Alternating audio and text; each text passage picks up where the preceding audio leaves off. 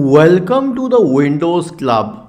If you encounter Windows Update error 0x8024A004 on your Windows computer, then either read through this article on the website or simply watch this video. I will guide you through the resolutions.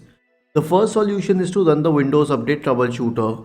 Right click on the Start button and select Settings from the menu. Go to the System tab on the list on the left hand side. In the right pane, scroll down and click on Troubleshoot. Select Other Troubleshooters. Click on Run corresponding to the Windows Update Troubleshooter. The next solution will be to unpause Windows Updates. Right click on the Start button and select Settings. Go to the Windows Update tab on the list on the left hand side. Click on Resume Update if it is paused.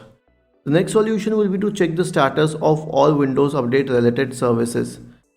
Press the Windows key and the R button together to open the Run window. In the Run window, type the command services.msc and hit Enter to open the Service Manager window.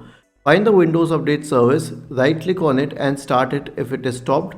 Click on Properties, change the startup type to Manual. The next solution will be to use the DISM tool. Search for Command Prompt in the Windows search bar and click on Run as Administrator to open the elevated command prompt window. Now scroll down to solution number 4 in the original article and copy this Restore Health command. Paste it in the elevated command prompt window and hit Enter to initiate the DISM process. The last solution will be to reset Windows Update components, which has been explained over a separate article and video. Isn't this easy and interesting?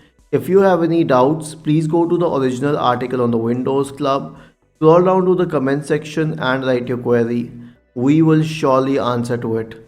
Do not forget to subscribe to the channel. Thank you for watching this video and have a nice day.